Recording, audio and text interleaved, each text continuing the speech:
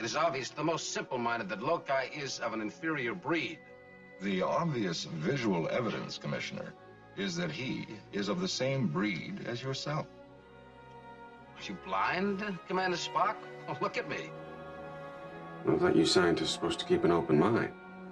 There's a difference between keeping an open mind and believing something because you want it to be true. Your friend Spock is a logical man. I find your argument strewn with gaping defects in logic. Most illogical reaction.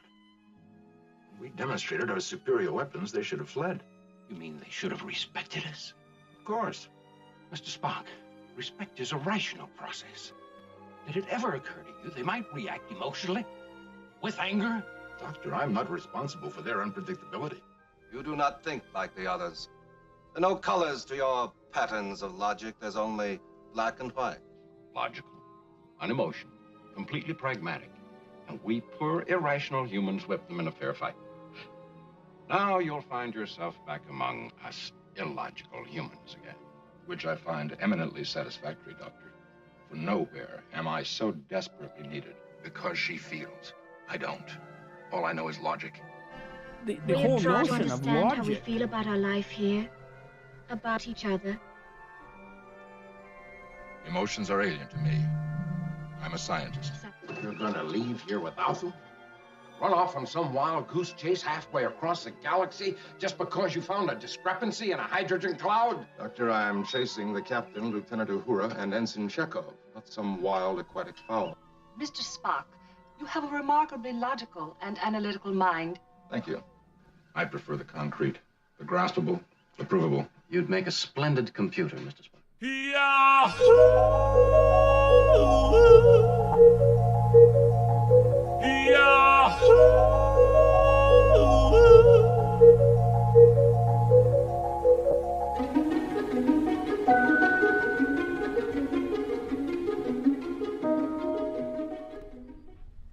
Israel to lift all restrictions on construction of illegal Jewish settlements, says MiddleEastMonitor.com. Israel's finance minister has announced that the far-right government of Benjamin Netanyahu will lift all restrictions on the construction of settlements in the occupied West Bank and Palestinian territories, in a move which blatantly defies international law and Washington's displeasure. It doesn't defy Washington's displeasure. It encourages Washington's displeasure, or triggers Washington's displeasure. Right-wing extremist Bezalel Smotrich made the announcement at a press conference at the illegal West Bank outpost of Gavat Harel. The real answer to terror is to continue to build, to continue to set roots in the land of Israel. Your inconsistencies are glaringly obvious. Under the move, the government will approve the construction of almost 10,000 housing units in the West Bank, including 2,000 that have already been built and the further 4,300 units that will be given the green light in May. This is what we as a government, as a state, as a nation must do, insisted Smotrich. The settlement enterprise thrives thanks to the pioneers who have sustained it for many years with great love, with great determination, with great consistency and efficiency. He added that the coalition government, the most extreme in Israel's history of extreme governments, has confirmed the approval of 10 settlement outposts which were built illegally even under Israeli law. My coalition partners understand that this is a logical move. The whole notion of logic. Insisting that these moves are just the beginning of the further expansion of the Zionist project and occupation, the ministry said he will try to push for more settlement authorization. We must lift all the restrictions on construction in the West Bank. This area must function like any other in the state of Israel. The occupied West Bank, however, is not recognized as an area of the state of Israel. It's occupied territory, and all settlements are illegal under international law, which Israel treats with contempt. Tel Aviv's move was condemned by the U.S. yesterday, with Secretary of State Antony Blinken stating somewhat meekly that we strongly oppose such unilateral measures which exacerbate tensions and undermine the prospects for a negotiated two-state solution. State Department spokesperson Ned Price dismissed it as Israel making its own sovereign decisions, despite our very strong opinion against the move. Both U.S. officials failed to outline any actions that Washington could take against its ally. Smotrich similarly brushed away the opposition to the plans. The White House is well aware of Tel Aviv's policy, he said. We have joint interests, but we communicate our policy and our own interests to the Americans, and the administration knows our commitment to settlements. Since Netanyahu was voted in and formed his far-right coalition last year, Israel's grown bolder in its aim to expand illegal settlements in the occupied Palestinian territories in the West Bank and East Jerusalem. It no longer seems to care about maintaining its democratic image in the international community. The new government's position of Jewish supremacy became clear when Netanyahu stated in December that the Jewish people have an exclusive and unquestionable right to all areas of the land of Israel. The government will promote and develop settlement in all the parts of the land of Israel, in the Galilee, the Negev, the Golan, and the West Bank. Meanwhile, it remains unlikely that the construction will be approved or implemented for Palestinian housing in Area C of the West Bank, which the previous government had approved. This is from 972mag.com, an academic cover for demonizing Palestine solidarity. The Journal of Contemporary Anti-Semitism misrepresents its scholarly bona fides while conflating Palestine solidarity activism with anti-Jewish bigotry. At the beginning of January, Israel's new National Security Minister, Itamar Ben-Gvir, ordered police to enforce a ban on the flying of Palestinian flags in public spaces. For many who have followed Ben-Gvir's rise and Israel's steady turn toward openly fascist politics, this move has come as no surprise. The demonization of the Palestinian flag, however, is by no means an exclusively Israeli phenomenon.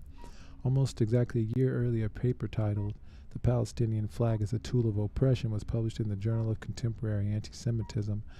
This article and others like it warrant attention not for their intellectual theft, but as an illustration of the kind of highly politicized work masquerading as rigorous academic research on anti-Semitism that's becoming increasingly prevalent today from the UK to the United States, Germany, and beyond.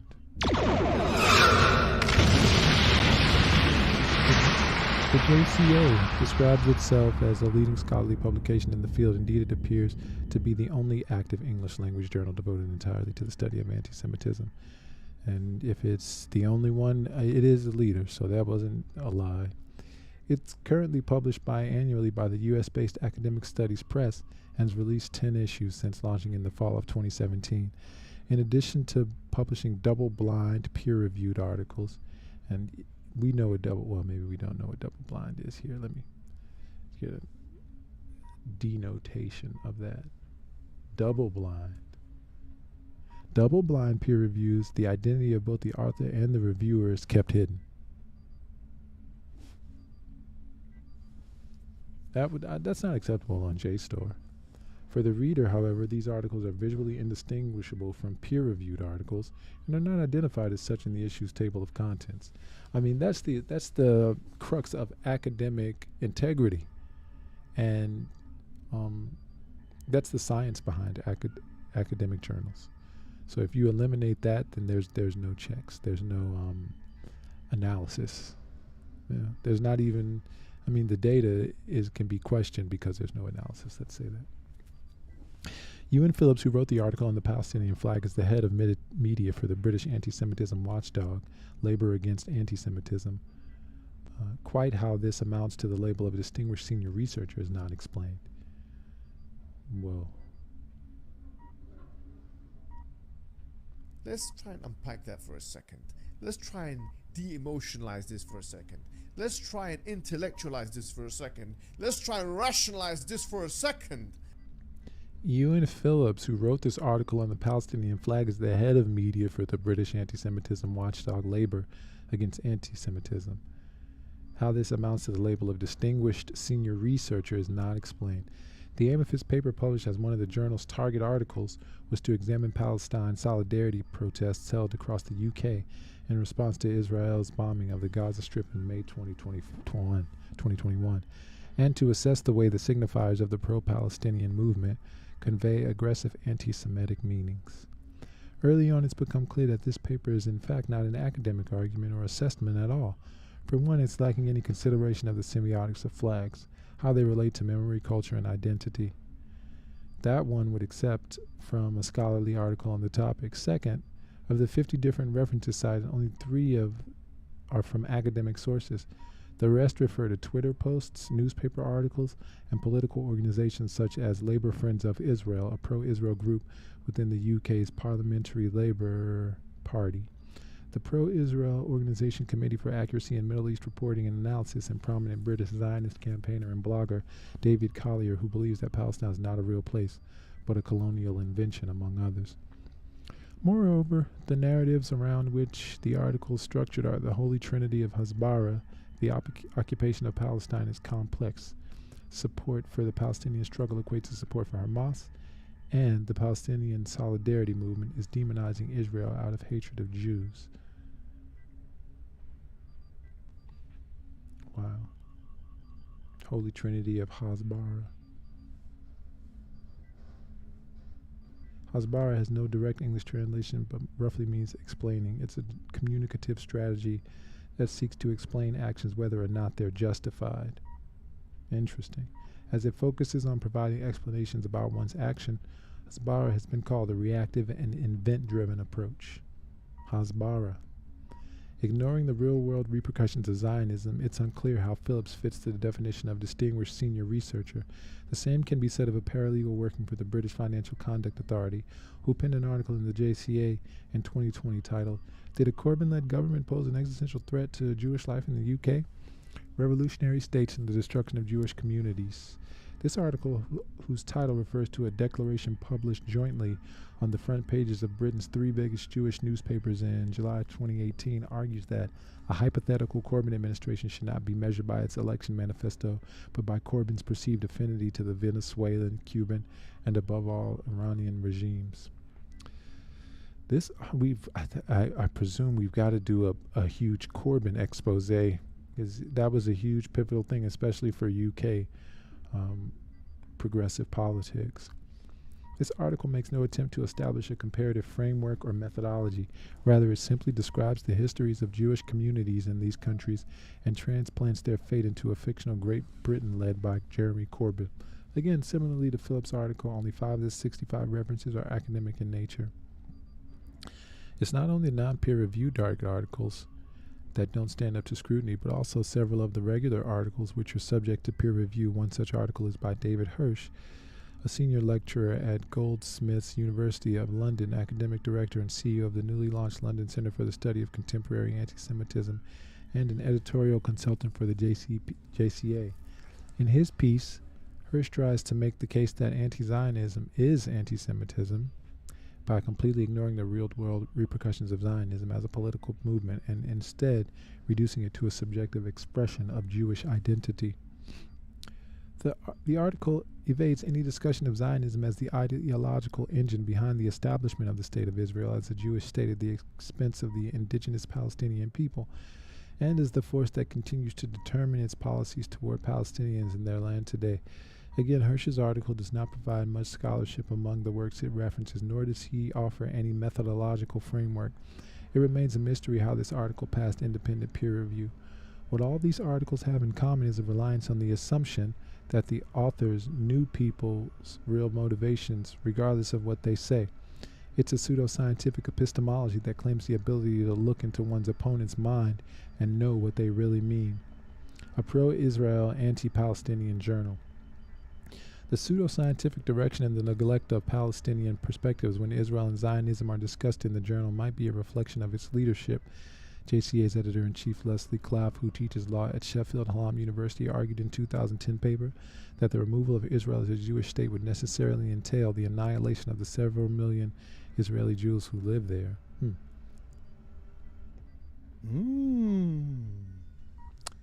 The JCA's and further described advocating against an exclusively Jewish state as tantamount to a Holocaust promotion. Wow. The JCA's editorial board features some prominent names in anti-Semitism, education, and pro-Israel advocacy from around the world, including Samuel Salzborn. For example, the anti-Semitism czar for the state of Berlin once tweeted, "When people on the train start talking about Palestine without any reason, it's either time to get off, put on headphones, or yell at them." Anti-Semitism. Jonathan Turner, chief executive of UK Lawyers for Israel, is known for waging lawfare campaigns against pro-Palestine student groups and individuals in academia. Professor Ephraim Karsh argues in his 2010 book Palestine Betrayal that the Nakba was exclusively of the Palestinians' own making. The most prominent member of the editorial board, however, is Deborah Lipstadt. Having risen to prominence during her libel trial against Holocaust denier David Irving in '96, she was appointed last year by the Biden administration to the position of Special Envoy to monitor and combat anti-Semitism. Over the years, Lipstadt has accused Senator Bernie Sanders of being blind toward anti-Semitism on the left and claimed that the BDS movement and the Palestinian right of return represent a call for the destruction of the state of Israel.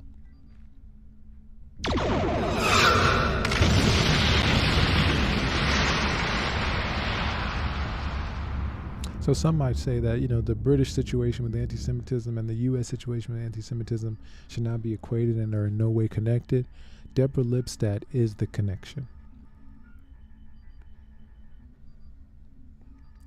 It's this ideological pro-Israel, anti-Palestinian framework that runs through the journal's output and devalues academic publishing as part of the scientific pursuit of knowledge. When a journal uses its reputation as a leading scholarly publication that follows best academic practice to launder pseudoscientific articles attacking or devaluing Palestinian existence, it does a disservice not only to academia as a field, but more importantly to serious academics who dedicate their work and careers to fighting real anti-Semitism and racism. And from yidinfo.net, an Israel cabinet minister rejects U.S. criticism of settlements. Despite resistance from Biden administration, Israel Finance Minister Bezalel Smotrich vowed on Tuesday to support unrestricted construction in Jewish settlements in West Bank. So this article immediately shows its bias, wherein West Bank is the name, not Judean Samaria, legally and otherwise. The Security Cabinet on Sunday unanimously resolved to legalize 9 outposts, and Smotrich stated at a meeting of his religious Zionism party in Givat Harel that the genuine reaction to Palestinian terror is to continue to expand, to continue to lay roots in the land of Israel. We as a government, as a state, as a country must do it. He said that the pioneers who have supported the settlement venture for many years with tremendous passion and tenacity are to be commended for its success. The Biden administration is aware that our government is dedicated to the settlements, he continued, adding that the American response is justified. There's nothing improper with two friends arguing. They comprehend, and things will stay that way moving forward. Smotrich added that the government must remove all impediments to the West Bank total development. He declared, "This is what will happen. This land may be treated exactly like that or any other part of Israel." The Defense Ministry body responsible for approving new construction in the West Bank, the Civil Administration Higher Planning Committee, was called into session in the coming days to support new residential units in other existing communities outside the Green Line. The Security Cabinet was announced on Sunday. Smotrich, a minister in the Defense Ministry, who has been given responsibility for managing the civil administration by Prime Minister Benjamin Netanyahu, declared that he would shortly forward plans to build an extra 10,000 homes in Judea and Samaria. According to a statement by Secretary of State Antony Blinken on Monday, the U.S. responded by saying it was deeply troubled by the potential move to advance reported nearly 10,000 settlement units and to begin a process to retroactively legalize 9 outposts in the West Bank that were previously illegal under Israeli law. According to the State Department, its position is consistent with those of previous Democratic and Republican administrations, which strongly reject such unilateral moves which heighten tensions and impair the prospects for a negotiated two-state. After a so there we have it. And keep in mind, as we are continuing to be together here, your engagement through a like, share, and a subscribe will propel us at warp speed. That is warp speed towards the continuation of our mission to truthfully go where no news will have been going before.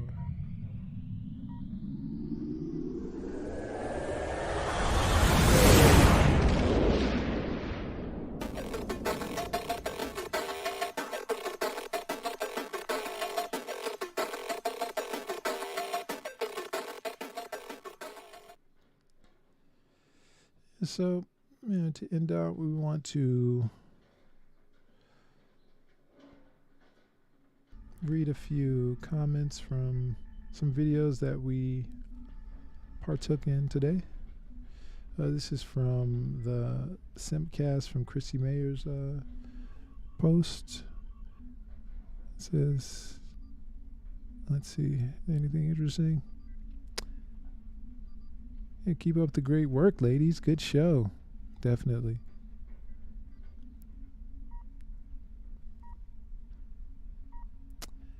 Yep, honestly given, and this is more related to Eliza. I won't do that. Guess I need to subscribe if I want to catch the Simpcast. Matt Allred 8601.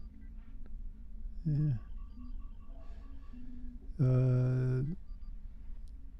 DeRay Hander 1613. Great show. Just because I'm being paid to say it doesn't mean it isn't true. Free Brittany Venti for sure. Yeah, let's look down at the let's see how many. First of all, let's see how many views this has. It may not have that many comments. Oh yeah, for sure. This is the UN this is the UN video.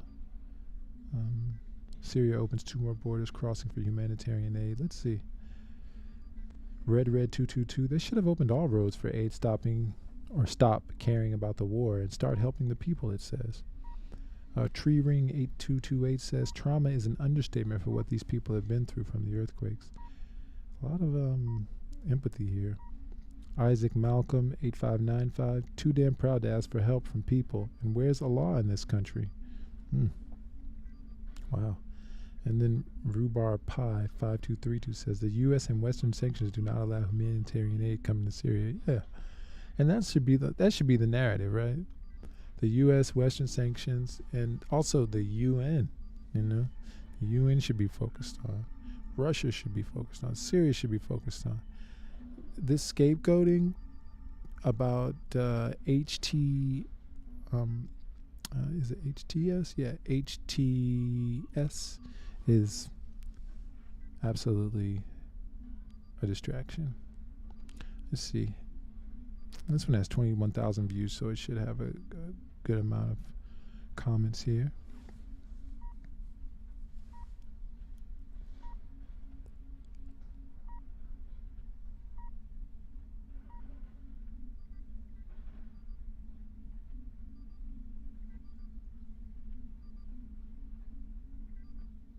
Man, a lot of these are fatalistic and scatological. Check this one out. I mean, no matter what, only one we should know that all these events is not wonder, it's right as the word of God, as telling us, saying in the last days, you shall hear earthquakes, famine, wars in many places. Don't be afraid and fear for all that's, this is the only small beginning of the tribulation. So we only must be alert and be awake for ourselves to prepare our life alone. Yeah. Oh, wow. That was user-DE8LU8TR6I. Manmani, help should have come on the first day itself.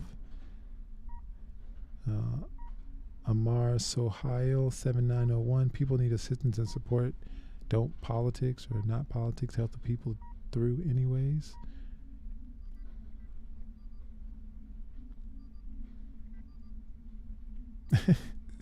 Beautiful, empathetic, liberal 5204 says, as an empathetic, feminine, and liberal-minded progressive, my heart goes out to all the LGBTQ and BAME affected by this disaster. Yeah, what is BAME? Let's look that up. BAME. Oh, okay. So-called black, Asian, and minority ethnic. Now I feel sorry for Syrian. Please help them. That's Miss Eviera.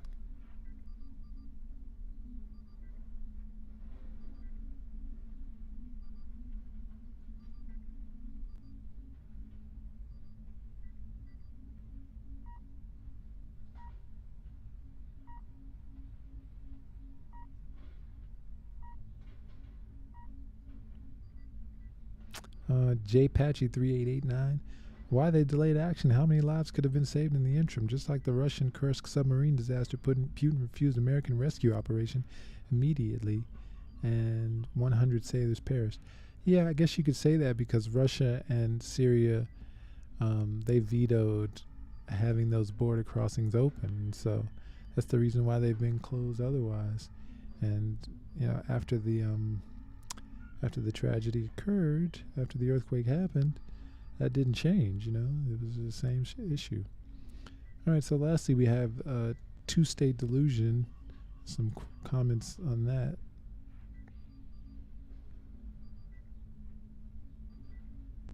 No, lots of comments on this one. How many hits do we have? This is 8,000 views, so not that many actually. Okay. You are my light in a very dark world. That's nice. Well documented everywhere. You said here's right. True facts. Pretty strong arguments. Let's see. Great stuff. Sad to see so little views, but that's an unfortunate burden for those that tell the truth about the empire. Well, that aged well. Yeah. Agreed that in practice it's been a distraction, but the problem is that Israel and the U.S. never wanted a solution for the Palestinians of any kind. Not that they pursued a two-state solution. In principle, it could work if the will was there. Very good points, but you didn't need to have an annoying, distracting music. That is agree. I almost want to thumbs that up, right? Good information on things we should be taught in school and shown in the nightly news, right? You're just missing the S on your chest. Great applause. Yeah, this should be in curriculum. Like these points. In fact, these points will be in curriculum, because apartheid, I mean, what are you going to do? Even after all those people are removed, there's no borders to Israel. It's going to continue. Jordan, Syria, it's going to continue. The destabilization of Syria is going to continue, and Israel will take advantage of that. The one-state solution requires one thing: to recognize that Israel was an illegitimate settler colonial state. So Jews and Arabs, Jews and Muslims, Jews and Arabs. How about Eastern European Ashkenazis and Arabs can peacefully live together? Yeah. See, so this person, Destructive Blade 843, is brainwashed and lost. When you start saying Jews and Arabs, all right, very honest, straightforward, factual, great. Yeah. So there we have it.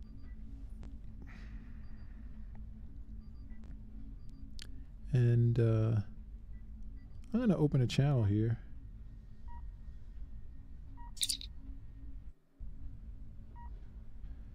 Yep, just remember, like, share, subscribe, propel us at warp speed towards the continuation of our mission to truthfully go where no news will have been going before.